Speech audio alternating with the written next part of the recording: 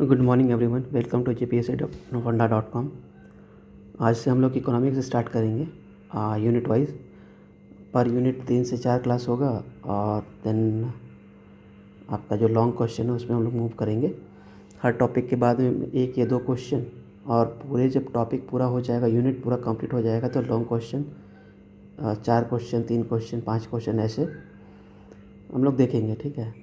Economics और science ये दोनों बहुत ही डायनेमिक चेंजिंग सब्जेक्ट है और दोनों अट्रैक्ट करता है अराउंड 200। ठीक है, अराउंड क्या 200 ही कैरी करता है।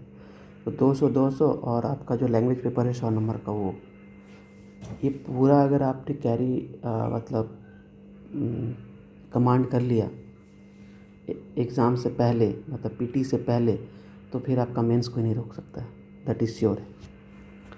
तो हम लोग आज देखेंगे आपका जो नेशनल इनकम है, पहला यूनिट जो है उसका कोर इकोनॉमिक्स है। ठीक है, उसमें जैसे हम लोग नेशनल इनकम क्या होता है मीनिंग देख लेंगे, जीडीपी क्या है, जीएनपी क्या है, intermediate versus final goods, who are the factors of production, जैसे लैंड, लेबर, कैपिटल, एंटरप्रेन्योरशिप, क्या रोल है इसका। ठीक है, डेप्रिसिएशन क्या होता है, एनएफआई क्या है, जीएनपी, जीडीपी, एनएनपी, पूरा जो NNI, stock versus flow, nominal versus real GDP. पहला पार्ट में हम लोग इतना देखेंगे। हाँ, और एक चीज़ देख सकते हैं जैसे GDP versus GNP, GDP versus GVA. हाँ, लेकिन इसको बाद में भी, चलिए नेक्स्ट लेक्चर में इसको देख लेंगे, कोई बात नहीं है। ठीक है, चलिए आगे बढ़ते हैं। पहला क्या है, मीनिंग। पहले जीडीपी की मीनिंग, नेशनल इनकम के मतलब उसके मीनिंग से पहले हम लोग ये जान लेते हैं कि what are the economic activities क्या होता है। जैसे गुड्स और सर्विसेज प्रोड्यूस करना, उसको बोलते हैं इकोनॉमिक एक्टिविटी टेक्निकल टर्म में। ठीक है,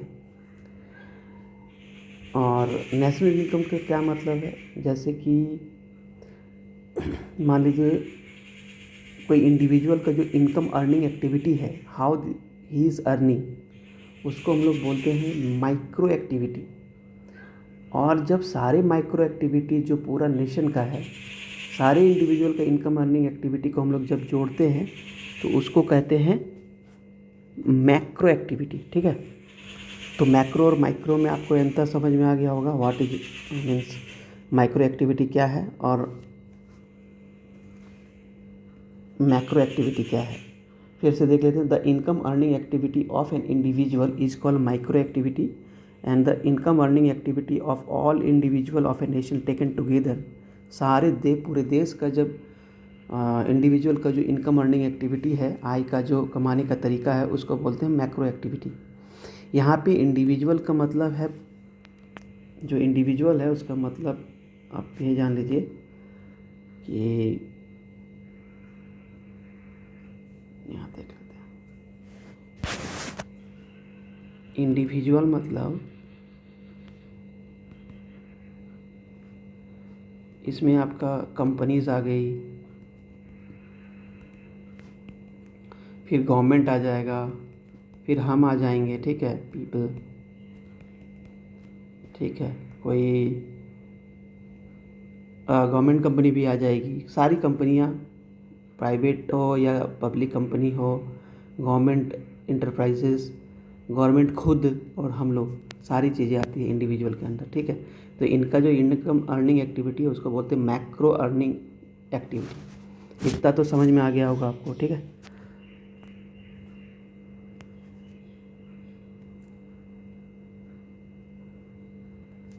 अब हम लोग देख लेते हैं मीनिंग ऑफ नेशनल इनकम, फिर हम लोग देखेंगे कि how national income is measured.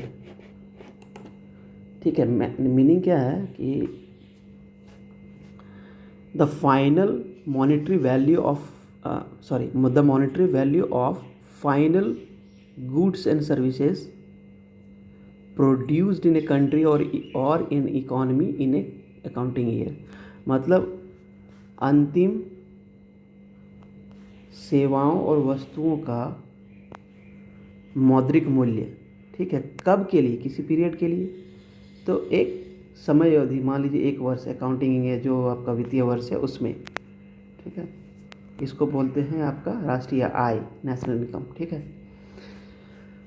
The total money value of all the final goods and services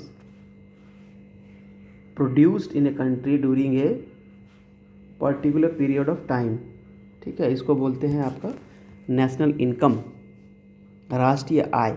यहाँ पे 2-3 चीज़ें आप देखिए, जैसे टोटल मनी वैल्यू एक, फाइनल गुड्स एंड सर्विसेज 2, और कहाँ, एक इकोनॉमी और कंट्री में, ठीक है, यहाँ पे इसको दिखाया गया है। गुड्स एंड सर्विसेज एक कीवर्ड हो गया, कहाँ पे, कंट्री में, कब, एक जो आपका एक ईयर, जो एक समय अवधि है जिसको अकाउंटिंग ईयर या फिनेंशियल ईयर जो अप्रैल से लेके 1 अप्रैल से लेके 31 मार्च तक होता है, ठीक है, इसको बोलते हैं national income. A total money value of all the final goods and services produce in a country during a particular period of time. आमतौर यहाँ पे आप देख लीजिए कि आम बोलचाल की भाषा में क्या बोलते हैं, एक मोटा मोटी है, 3-4 वर्ड आपको इसमें बस याद कर लेना है कि जो अंतिम मौद्रिक वैल्यू, मूल्य होगा आपका, जो वस्तु और सेवाओं का 1 वर्ष के दौरान किसी कंट्री का, किसी देश का, उसको बोलते हैं राष्ट्रीय आय, ठीक है। यहाँ पे याद रखिएगा हमेशा फाइनल गुड्स एंड सर्विसेज होता है, अंतिम वस्तु और सेवा, इसको हम लोग आगे देखेंगे अंतिम वस्तु क्या है और अंतरिम वस्तु क्या है, ठीक है। ये मेंस के लिए है, ऑब्जेक्टिव में तो ये नहीं आएगा। इसमें से ऑब्जेक्टिव आ सकता है कि ये आपका यहाँ पे आ सकता है कि राष्ट्रीय आय में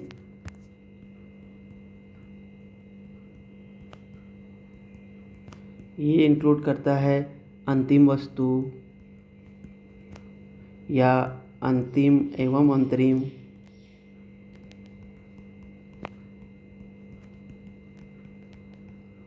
या दोनों, इस तरह का एक ऑब्जेक्टिव आ सकता है। तो याद रखिएगा अंतिम हमेशा, फाइनल गुड्स एंड सर्विसेज, ठीक है। अब कुछ कोट्स देख लेते हैं। साइमन कुजनेट्स जो रशियन बॉर्न, ये जो थे रशियन बॉर्न अमेरिकन साइंटिस्ट थे, और अल्फ्रेड मार्शल ये ब्रिटिश इकोनॉमिस्ट हुए, ठीक है। तो इनका स्टेटमेंट है, आप एक ही स्टेटमेंट याद रखिएगा क्योंकि आपको पूरे मतलब इकोनॉमिक्स में कम से कम 25 स्टेटमेंट आ जाएंगे या 20 मान के चलिए मोटा मोटी। फिर एंसाइंट हिस्ट्री में मान लीजिए उसमें आएगा, फिर आएगा आपका साइंस में आ सकता है। जैसे इस बार जो पॉल्यूशन का मान लीजिए, जैसे हम बताते थे एक चीज़, इसका स्टेटमेंट का कितना असर है देख लीजिए। मान लीजिए पॉल्यूशन आया, ठीक है, इस बार जो जेपीसी में आया था, तो जब पॉल्यूशन का आप कंक्लूज़न लिखेंगे ना, तो एक मारिया नेरिया करके एक कोई ऐसे कुछ नाम है, भूल गया मैं थोड़ा सा, ये मारिया तो है पक्का, नेरिया कुछ है, ये वर्ल्ड जो सॉरी ये WHO की कुछ मतलब हैं, उन्होंने ये बोला था, कुछ कोट्स दिया था, ठीक है।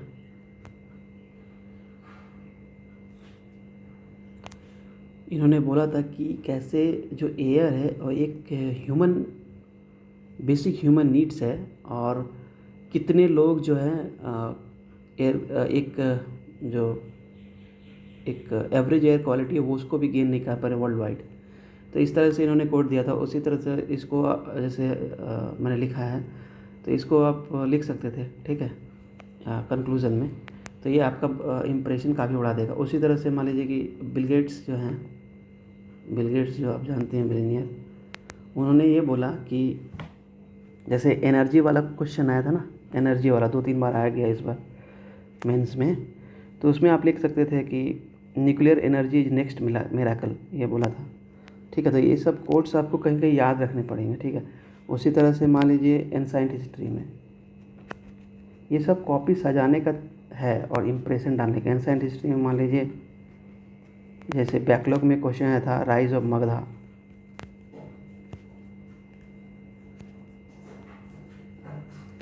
ठीक है। इसमें रोमिला थापर क्या बोलती हैं आपका, रोमिला थापर के बाद आप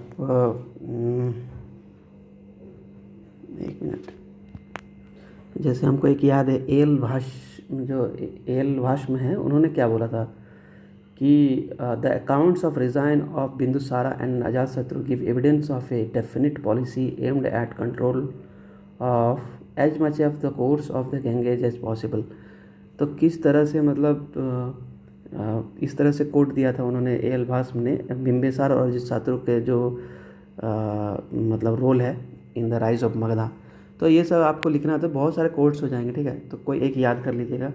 इसी तरह ज्योग्राफी में कुछ आ गया, कुछ मॉडर्न कोट्स आ गया, तो ये सब। तो साइमन कोजनेट्स और अल्फ्रेड मार्शल का देख लीजिए, ये थे रशियन बॉर्न, ये थे साइमन कोजनेट्स साहब, ये रशियन बॉर्न अमेरिकन इकोनॉमिस्ट थे। और अल्फ्रेड मार्शल थे वो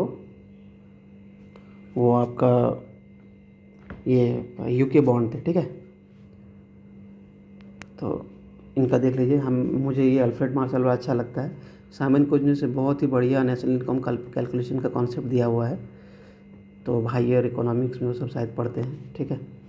ये अल्फ्रेड मार्शल का उतना हमको काम का नहीं, अल्फ्रेड मार्शल का देख लीजिए, the labour and capital of a country, ठीक है। एक keyword, acting on it's natural resource, ठीक है। प्रोड्यूस एनुअली, साल भर में क्या, certain nets aggregate of commodities, मतलब गुड्स एंड सर्विसेज, ठीक है। देखिए यहाँ लिखा हुआ है, including services of all kinds, this is the net annual income और रेवेन्यू ऑफ ए कंट्री और नेशनल डिमांड, ठीक है। ये याद कर लीजिएगा। हिंदी में देख लीजिए, अपने प्राकृतिक साधनों पर काम करने वाले देश का श्रम और पूंजी हर सभी प्रकार की सेवाओं सहित वस्तुओं, भौतिक अभौतिक, एक निश्चित शुद्ध समुच्चय उत्पन्न करते हैं, ठीक है। यह देश की वास्तविक शुद्ध वार्षिक आय या राजस्व है, ठीक है। मतलब जो हमारा कैपिटल है, पूंजी, और जो हमारा श्रम है, लेबर, वो कि जो हमारा जो प्राकृतिक जो संसाधन है उस पर काम करके कुछ गुड्स मतलब सामान और सेवा उत्पन्न करते हैं, उनका जो मौद्रिक मूल्य है उसी को हम लोग नेशनल इनकम कहते हैं, ठीक है। तो नेशनल इनकम क्या है समझ में आ गया होगा, ठीक है। अब क्यों हम लोग नेशनल इनकम को क्यों मतलब मापते हैं, क्या ज़रूरी है भाई। तो सबसे पहला होता है कि भाई हमारा जो आर्थिक गतिविधि है उसको मापने के लिए, ठीक है। आर्थिक गतिविधि कि हमारा इकोनॉमिक एक्टिविटी किस डायरेक्शन में जा रहा है, क्या है, कितना है, ठीक है। उसके बाद कंपेरिजन, मतलब जैसे किसी सेक्टर का इकोनॉमी को मापने के लिए, जैसे मान लीजिए ऑटोमोबाइल सेक्टर क्या कर रहा है, वेदर वो घाटा में है या बेनिफिट में है, जो भी है, ठीक है। फिर पिछले साल के कंपैरिजन में हम क्या किए, इस बार हमारा इकोनॉमिक्स किस डायरेक्शन में जा रहा है, अगर मतलब कितना प्रोडक्शन हो रहा है, उस हिसाब से उसका रिसोर्स एलोकेशन, नीति निर्धारण, पॉलिसी बनाने में, ठीक है। तो 3 चीज़ हो जाएगा इसमें। मान लीजिए कि एक हो जाएगा, इसी को नीचे लिखा हुआ है, ग्रोथ ऑफ एक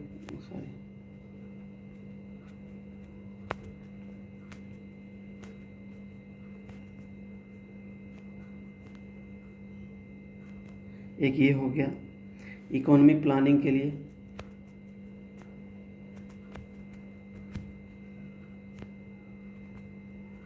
और एक हो गया है आपका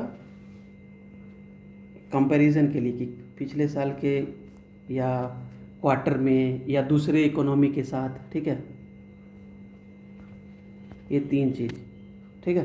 तो यही चीज़ यहाँ लिखा हुआ है, पढ़ लेते हैं एक बार, ठीक है। National income provides a comprehensive measure of economic activity, हो गया। Economic activity means production of goods and rendering services. It denotes country's purchasing power. The growth of economy is measured at the rate at which its real national income grows over time, ठीक है। ये हो गया। इसका importance जो है विस्तार से हम लोग जब लेक्चर पूरा नेशनल इनकम ख़त्म हो जाएगा तो एक जो लॉन्ग क्वेश्चन होगा उसमें हम लोग देख लेंगे। ठीक है, अभी इतना जान लीजिए, 3 ही पॉइंट। क्या नेशनल इनकम जो है राष्ट्रीय आय किसी देश की जो आर्थिक गतिविधि है उसका माप है। ठीक है, उसके बाद कोई इकोनॉमिक प्लानिंग होती है। ठीक है, उसको माप मतलब निर्धारित करने के लिए और कंपैरिजन के लिए कि इस साल हमारा क्या इकोनॉमिक एक्टिविटी था पिछले साल के कंपैरिजन में या किसी और देश के कंपैरिजन में। लोग जैसे पढ़ते हैं ना, जीडीपी हमारा 4 ट्रिलियन हो गया, थर्ड इकोनॉमी हो गए, अमेरिका के कंपैरिजन में हमारा इतना है, $3.78 ट्रिलियन, चाइना का $13 ट्रिलियन है। तो हम लोग देखते हैं कि दूसरे से कंपेयर करते हैं। ठीक है, और देखिए ऐसा है कि सारा एक लेक्चर में तो हो नहीं जाएगा, आपको खुद से थोड़ा पढ़ना पड़ेगा। अगर डाउट हो तो आप पूछ लीजिएगा। ठीक है, जो ऑलरेडी मेंस दे चुके हैं या जो इनको ऑलरेडी आता है उनका तो क्या ही कहना है, बल्ले बल्ले है। जो नए से शुरुआत कर रहे हैं, इकोनॉमिक्स झारखंड में वैसे भी बहुत कम लोग मतलब अच्छे से पढ़ाते हैं। हम भी ये नहीं कह रहे कि हम बहुत अच्छा पढ़ा देंगे, बट मतलब बेसिक कॉन्सेप्ट तो दे ही देंगे कि आप पढ़ लीजिए और मेंस क्वेश्चन कर देंगे, बस आपको पॉलिश करना होगा। ठीक है, चलिए फिर लंबा वीडियो नहीं करते हैं यार। ठीक है, national income can be measured by GDP, GNP, GNI, NNI, PCI, per capita income, जो कि झारखंड का बहुत ही पुअर है। ठीक है, बाद में पढ़ते हैं यार। हाँ लीजिए कि जीडीपी देख लिया, नेशनल इनकम क्या होता है, उसको मापने का तरीका क्या क्या है। ठीक है, ये सब जीडीपी वगैरह जो है नेशनल इनकम मापने का तरीका है। तो देख लेते हैं, वही सेम डेफिनेशन है, सिर्फ थोड़ा सा कुछ टर्म्स है ना इसके बीच में आ जाएंगे। ठीक है, जीडीपी क्या होता है, monetary value in currency of all final goods and services produced in an economy in A given period of time. ठीक है, मौद्रिक मूल्य किसका, अंतिम वस्तु और सेवाओं का, कब, एक पर्टिकुलर समय अवधि में, कहाँ, किसी कंट्री में। ये 4 कीवर्ड्स आपको याद रख लेना है। अब मॉनेटरी वैल्यू क्या होता है, जितना मान लीजिए कि क्वांटिटी इनटू प्राइस। अब प्राइस क्या हो सकता है, करंट भी हो सकता है और बेस ईयर हो सकता है। जो नया लोग इकोनॉमिक पढ़ता है ना तो मतलब कंफ्यूज हो जाता है कि भाई बेस ईयर क्या है।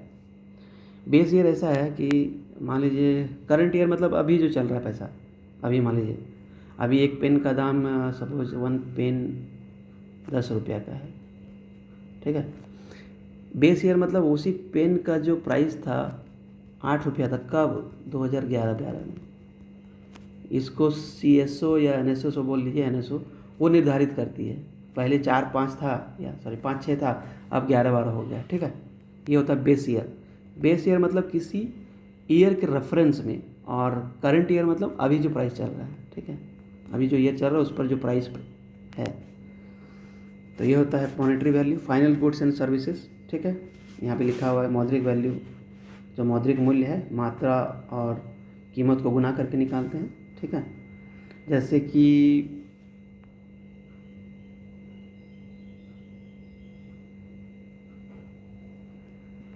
ठीक है, तो किसी भी जो कोई देश है, जैसे हमारा भारत देश है। ठीक है,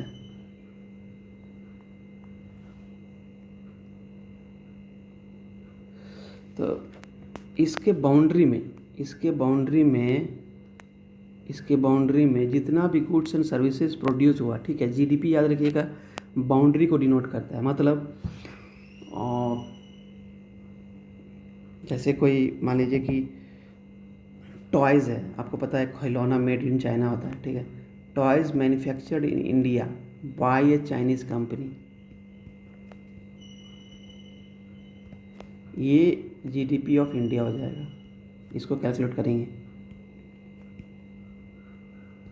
ठीक है, इसको इंक्लूड करेंगे हम लोग। ठीक है, तो किसी भी देश की बाउंड्री में मतलब जो के अंदर फाइनल्स ऑफ गुड्स और सर्विसेज जो प्रोड्यूस होता है उसका जो मॉनेटरी वैल्यू है उसी को हम लोग जीडीपी बोलते हैं। चाहे वो किसी के द्वारा भी किया गया, चाइना के द्वारा अगर चाइनीज़ कंपनी प्रोड्यूस करती है, अमेरिकन कंपनी प्रोड्यूस करती है, तो इसी तरह से अगर इंडिया की कोई कंपनी है वो अमेरिका में कुछ गुड्स और सर्विसेज प्रोड्यूस करती है तो वो अमेरिका के जीडीपी में होगा, ना कि इंडिया के जीडीपी में। ठीक है, अब हम लोग देख लेते हैं कुछ एक कॉन्सेप्ट है, ठीक है। Intermediate goods versus final goods. Final जैसे बोलता है ना, फाइनल, अंतिम, ख़त्म, यहीं पे directly consumed by the consumer.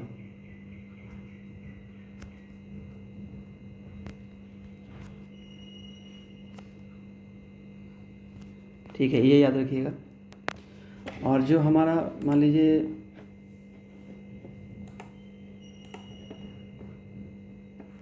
जो हमारा इंटरमीडिएट गुड्स होता है, एक एग्जांपल से भी देख लेंगे। वो क्या है? It takes part in the further production process. जैसे कि कोई हाउस होल्ड है, ठीक है।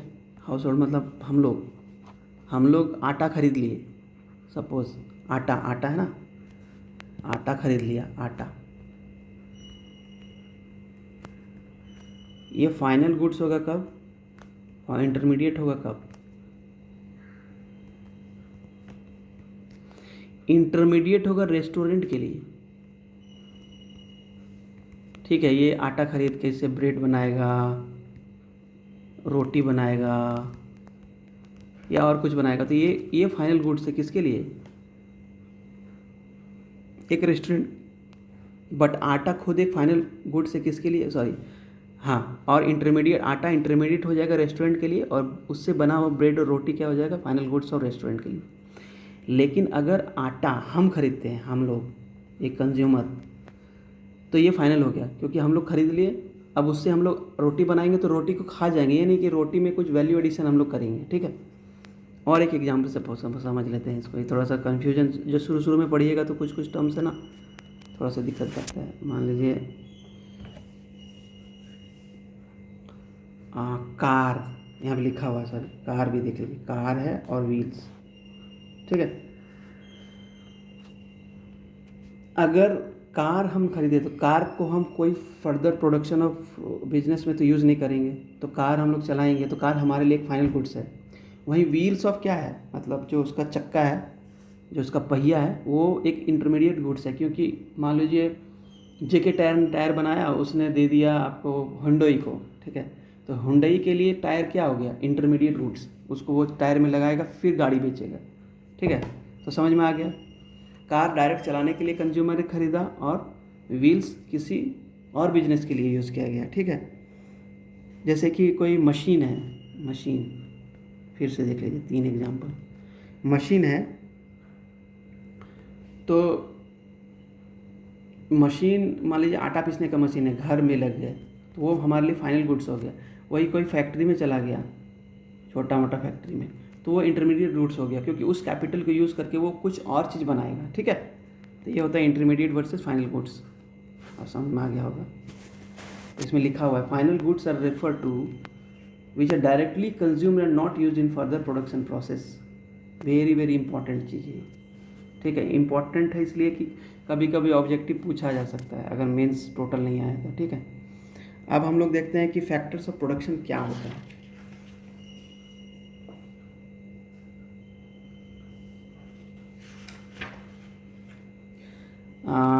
और एक चीज़ देख लेते हैं उससे पहले, डोमेस्टिक टेरिटरी क्या होता है? डोमेस्टिक टेरिटरी,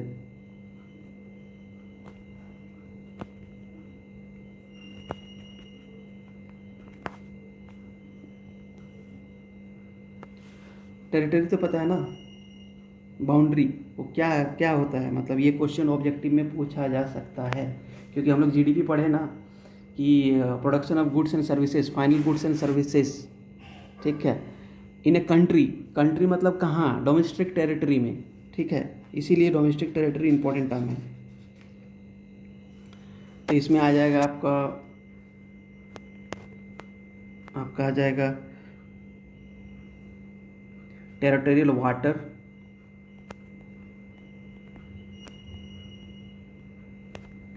एयर स्पेस,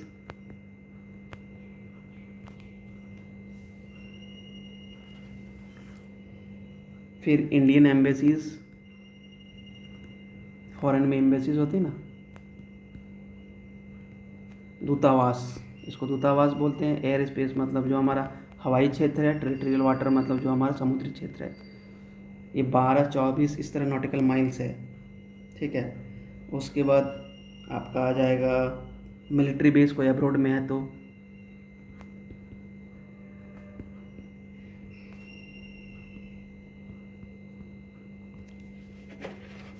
उसके बाद क्या आ जाएगा, इसमें और आ जाएगा शिप्स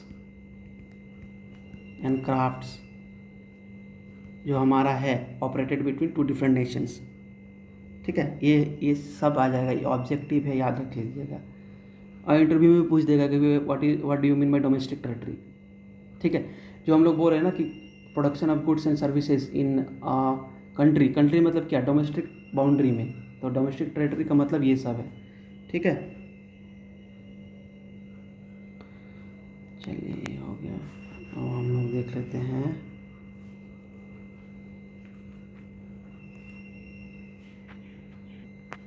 हम लोग फैक्टर्स ऑफ प्रोडक्शन थोड़ा देख लेते हैं, ठीक है, क्या होता है। अभी देख लीजिए, फिर हम लोग आके देख लेंगे, ठीक है। फैक्टर्स ऑफ प्रोडक्शन क्या है, लैंड, लेबर, कैपिटल, एंटरप्रेन्योरशिप, मतलब आपका भूमि, श्रम, ये भूमि हो गया, श्रम, पूंजी और उद्यमिता, ठीक है, 4 चीज़। तो जैसे कोई भी, अभी हम लोग सब कुछ production of goods and services को कंसिडर करके ही पढ़ रहे हैं, ठीक है। तो मान लीजिए कि कोई लेबर है, कुछ भी प्रोडक्शन होगा तो उसमें 4 चीज़ लगता है। ज़मीन चाहिए, या ज़मीन छोड़ के मान लीजिए रिसोर्सेज चाहिए, कैपिटल, सॉरी, कुछ नेचुरल रिसोर्स चाहिए। कोई लेबर उस पर काम करेगा तो उसके लिए मेंटल या फिजिकल मतलब इनपुट देगा, ठीक है, दिमागी तौर पे काम करेगा या शारीरिक तौर पे। फिर कैपिटल कोई होगा जो पूंजी लगाएगा, और जो एंटरप्रेन्योरशिप उद्यमी होगा वो उसका जो फ़ायदा होगा या घाटा होगा उसको सहन करेगा, वो कंपनी को मैनेज करेगा उसके बदले, ठीक है। तो जब फिजिकल लेबर कोई फिजिकल या मेंटल वर्क करता है तो उसको क्या मिलता है, वेज मिलता है, ठीक है। उसी तरह से कोई लैंड है, मतलब कोई रिसोर्स है, कोई मान लीजिए बिल्डिंग है तो उसका रेंट मिलेगा, या कोई रिसोर्सेस है, रिसोर्स मतलब मान लीजिए पेट्रोलियम प्रोडक्ट एक्सट्रैक्ट किया गया तो उसका कुछ वैल्यू होगा, उसको रेंट बोल देते हैं, ठीक है। सब कुछ इंक्लूडेड है, वाटर हो गया वो भी। अब कैपिटल है तो किसी ने पैसा लगाया होगा कि भाई 20 लाख रुपया पूंजी लगाना है मशीनरी खरीदने के लिए, ठीक है, इक्विपमेंट खरीदने के लिए, ठीक है, उसको बोलते हैं इंटरेस्ट, उसके बदले जो पैसा मिलता है। और कोई एंटरप्रेन्योरशिप होगा, कोई उद्यमी होगा, वो मैनेज करता होगा कंपनी को, उसके बदले उसको जो मिलता है उसको प्रॉफिट बोलते हैं। इस 4 चीज़ को याद कर लीजिएगा, ठीक है।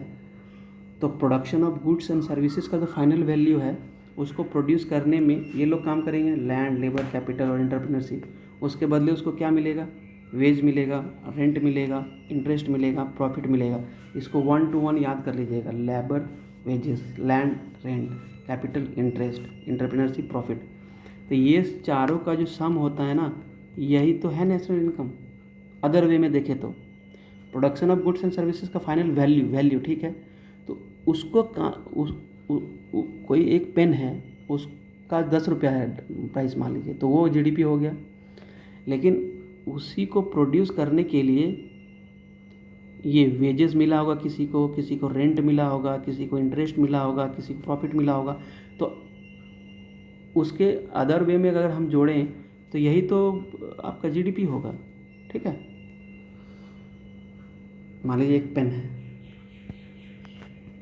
ठीक है, इसको प्रोड्यूस करने में यही 4 चीज़ लगा होगा, इसका 10 रुपया दाम है, ठीक है।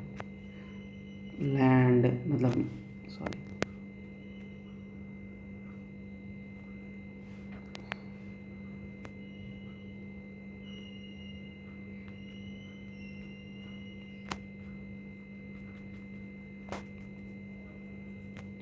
मतलब भूमि, श्रम, पूंजी और उद्यमिता, यह चीज़ लगा होगा। तो जब लगा होगा तो इसके बदले में तो कुछ मिला होगा, ऐसे थोड़ी लगा होगा। लैंड जब कोई लेबर काम करेगा तो वेज, श्रमिक मिलेगा, लैंड मिलेगा तो उसको कुछ किराया रेंट मिलेगा, कैपिटल होगा तो उसको कुछ इंटरेस्ट मिलेगा, और एंटरप्रेन्योरशिप होगा तो उसको कुछ प्रॉफिट मिलेगा। तो इसी को जोड़ दीजिए तो यही 10 रुपया के बराबर नहीं हो जाएगा। इसी को जीडीपी बोलते हैं अदर वे में, ठीक है, वो बाद में देखते हैं। थोड़ा सा आगे बढ़ने से पहले कुछ और चीज़ देख लेते हैं। जैसे ये बता ही दिया था आपको, इकोनॉमिक एक्टिविटी क्या होता है, production of goods and services, आर्थिक वस्तुओं को उत्पादन और सेवाएं प्रदान करना, इसको बोलते हैं हम लोग आर्थिक गतिविधि। स्टॉक एंड फ्लो क्या होता है, स्टॉक मतलब किसी एक पॉइंट पे हम जिसको माप सकते हैं, एनी क्वांटिटी को, ठीक है। जैसे बैंक डिपॉजिट, अभी के समय क्या है, 10 रुपया मान लीजिए मेरा डिपॉजिट है, मेरा कैपिटल है 20 रुपया है, मेरा वेल्थ या पॉपुलेशन 1.4 बिलियन है, ठीक है। और फ्लो क्या होता है, ड्यूरिंग अ पर्टिकुलर किसी समय अवधि में, जैसे मान लीजिए 10 लाख का कैपिटल बना तो एक दिन में तो नहीं बना नहीं होगा, ठीक है। मेरा इनकम अर्निंग हो गया 50 लाख तो एक दिन में नहीं हुआ होगा। इंटरेस्ट किसी में या डेप्रिसिएशन, कोई वेयर एंड टियर हुआ होगा, घिसाई हुआ होगा कोई मशीन का, तो एक दिन में तो नहीं हुआ होगा, ठीक है। तो ये सब होता है flow, stock and flow. Objective ये सब पूछा जा सकता है कॉन्सेप्ट के साथ, यहाँ देख लीजिए हिंदी में भी, ठीक है। और जो जेपीएससी दे रहे हैं, हिंदी इंग्लिश थोड़ा थोड़ा दोनों में कन्वर्सेंट होना ज़रूरी है, क्योंकि एग्ज़ाम में भी मतलब इंग्लिश का कुछ क्वेश्चन देगा, आपको हिंदी में उसको समझना पड़ेगा। हो सकता है हिंदी में दे तो उसको इंग्लिश में थोड़ा सा समझना होगा। उसके बाद आ जाता है हमारा net factor income from abroad, ठीक है। विदेश से जो हमारा शुद्ध कारक है क्या है, इसका मोटा मोटी ये समझ लीजिए कि एक रमेश है, वो यूएस में रहता है, ठीक है, और एंड्रू है वो इंडिया में रहता है, ठीक है। तो NFI क्या हो जाएगा, नेट फैक्टर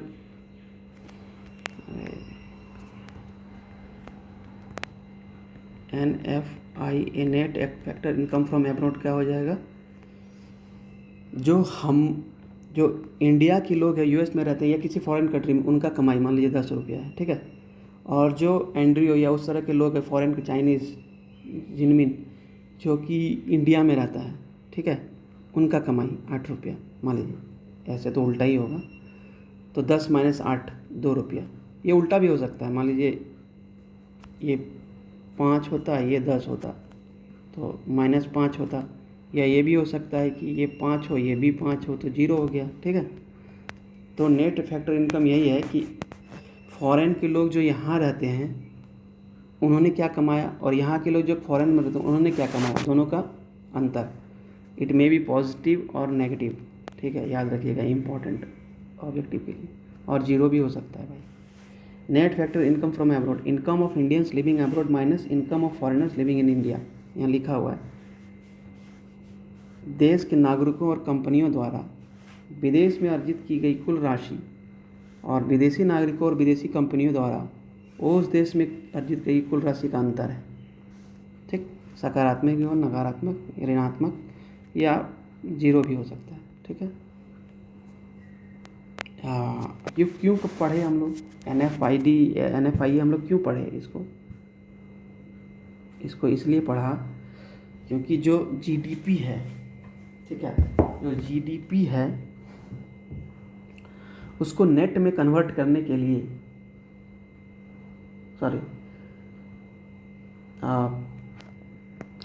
डोमेस्टिक से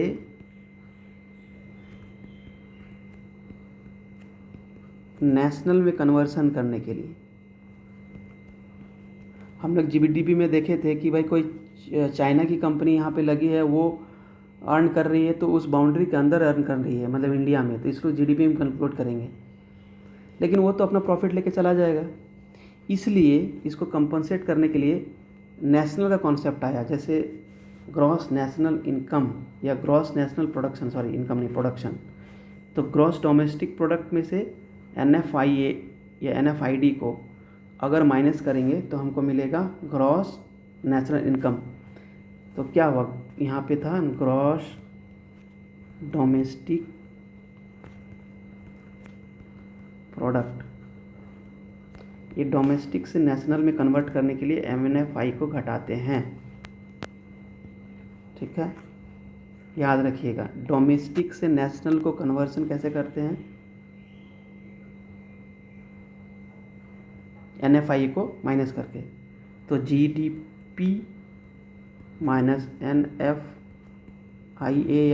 जो भी है is equal to GNP, gross national product, gross domestic product. यहाँ पे देख लीजिए कि कोई जैसे हमारा इंडिया है मान लीजिए, इसके अंदर जो भी कमाई होगा उसको GDP में, ठीक है, उसमें से जो बाहर का आय है और हमारे लोग जो बाहर में कमाई किए हैं उसको माइनस कर देंगे तो GNP मिलेगा, ठीक है।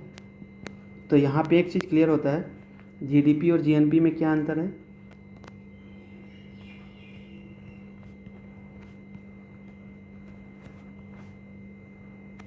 इसमें ये है कि ये बोलता है वेयर द प्रोडक्शन अकर्स, कहाँ पे उत्पादन हुआ।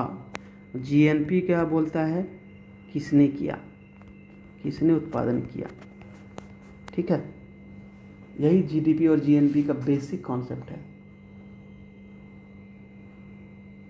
GDP is about where production takes place and GNP on the other hand is about where the product produces, who produces them।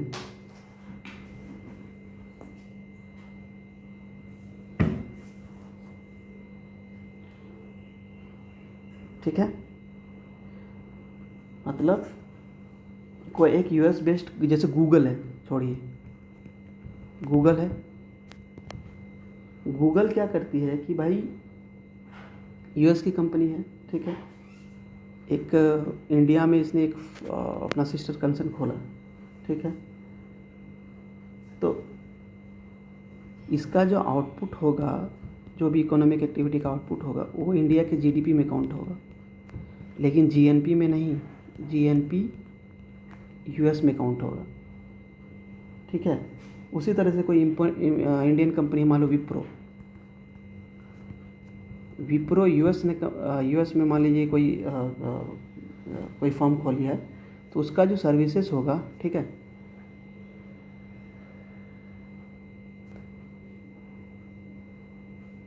वो US के GDP में ऐड होगा, लेकिन GNP इंडिया का होगा,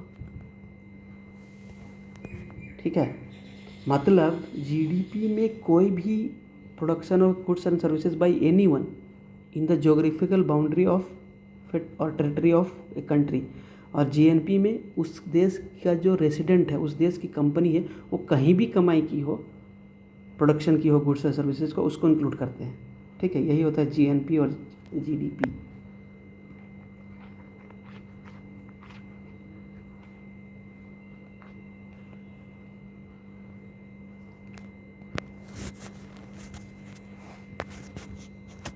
अब देख लेते हैं डेप्रिसिएशन क्या होता है, बस हो गया लगभग।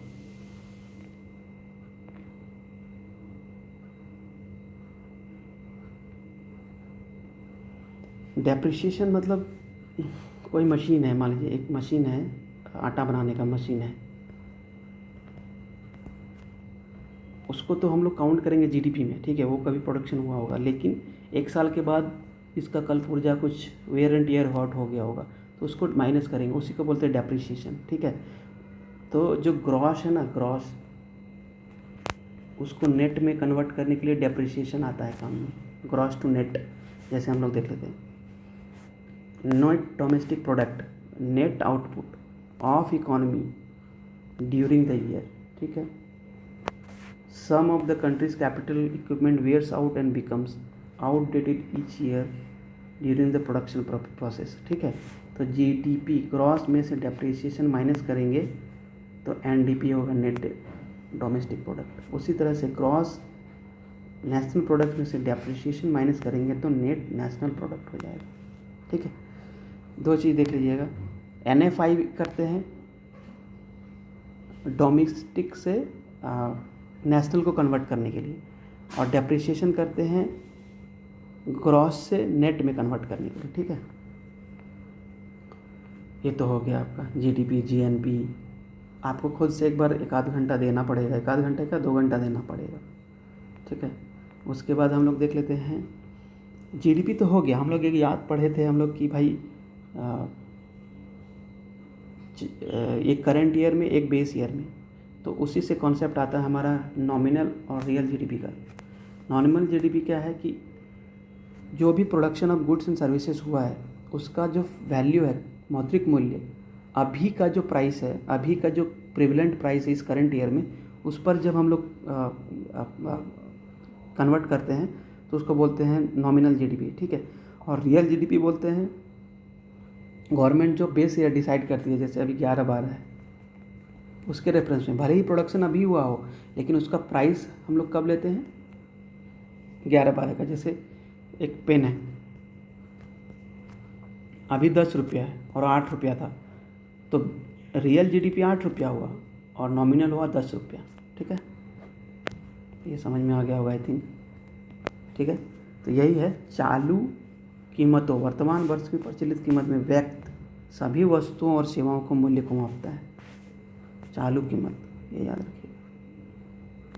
और ये क्या है, नॉमिनल में विपरीत या आधार वर्ष, बेस ईयर, ठीक है।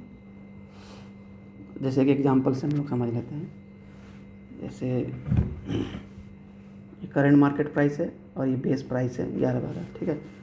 मान लीजिए 2018 में हमारा जीडीपी था वो 10,000 रुपया था, जो हमारा 2018 में प्रोडक्शन हुआ था उसका कुल जो वैल्यू है 10,000 था रुपया। 2019 में क्या होता है कि हमने 40 पेन और 30 बुक्स प्रोड्यूस किया, तो एक जो पेन है 10 रुपया प्राइस है और एक बुक का 20 रुपया है, ठीक है। तो कितना टोटल हो गया, 40 गुना 10 और 30 गुना 20, 1,000 रुपया। ये जीडीपी में ऐड हुआ, 10,000 था प्लस 1,000, 10% में बढ़ाओ, ये हो गया नॉमिनल जीडीपी। लेकिन अगर 11-12 में इसका प्राइस पेन का 5 रुपया था और बुक का 10 रुपया था, तो 40 गुना 5 और 30 गुना 10, 500 RS हुआ, 500 रुपया। मतलब कितना बढ़ा, तो 5%। रियल में लग तो रहा है कि 10% बढ़ा, लेकिन 5% बढ़ा, क्योंकि ये जो प्राइस है 10 और 20 रुपया, इसमें इन्फ्लेशन है, महंगाई। तो हमने बढ़ाया, अब हमने प्रोड्यूस तो किया 40 और 30 ही किताब, लेकिन दिख रहा है 10, यहाँ दिख रहा है 5। तो हम लोग बेस ईयर पे ही रियल जीडीपी को मापते हैं, क्योंकि इन्फ्लेशन इतना दिन इन्फ्लेशन भी तो बढ़ा, ठीक है। तो देख लेते हैं, देखिए यहाँ लिखा हुआ है same quantity but value increase, ये नॉमिनल जीडीपी हो गया, ठीक है। और ये हो गया रियल जीडीपी, ये नॉमिनल जीडीपी, ठीक। एक बार देख लेते हैं रियल और नॉमिनल में क्या डिफरेंस। मीनिंग देख लीजिए, nominal GDP sum of total economic output produce in year value, current market price में जब मापते हैं तो उसको नॉमिनल जीडीपी बोलते हैं। और प्री डिटरमाइंड बेस प्राइस पे जब किसी गुड्स एंड सर्विसेज को वैल्यू करते हैं तो उसको रियल जीडीपी बोलते हैं, ठीक है। नॉमिनल जीडीपी जो है इन्फ्लेशन के अकाउंट में नहीं लेता है, real GDP inflation adjusted GDP होता है। ये करंट मार्केट प्राइस में होता है, ये बेस 11-12 याद रखिएगा जीडीपी के लिए, ठीक है।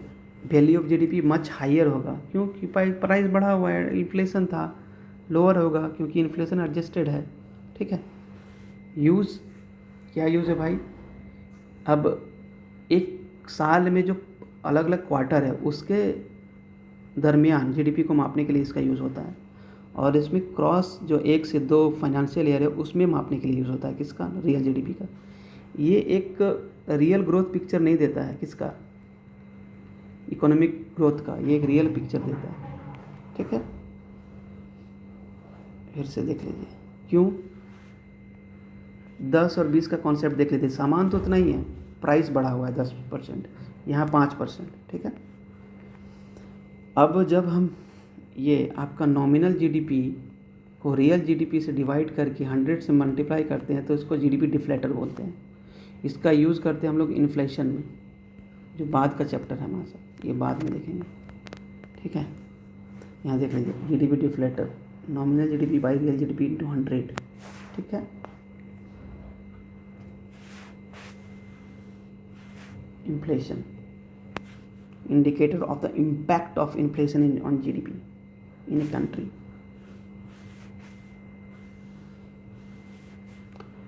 तो थैंक यू दोस्तों, आज इतना ही। फिर हम लोग नेक्स्ट में देखेंगे कुछ कॉन्सेप्ट, जैसे आपका पर्सनल इनकम क्या होता है, कुछ एग्जांपल देखेंगे अगेन जीडीपी डिफ्लेक्टर का, पर कैपिटा इनकम क्या है, ठीक है, रियल जीडीपी और क्यों बेटर इंडिकेटर है growth of economy than nominal GDP. उसके बाद सर्कुलर फ्लो ऑफ इनकम देखेंगे, ठीक है। इतना देखने के बाद फिर देखें और दो और होगा, 2 चैप्टर, फिर हम लोग लॉन्ग क्वेश्चन की तरफ बढ़ेंगे, ठीक है। Thank you, bye bye. कुछ पॉजिटिव फीडबैक हो तो प्लीज़ ज़रूर दीजिएगा। Thank you.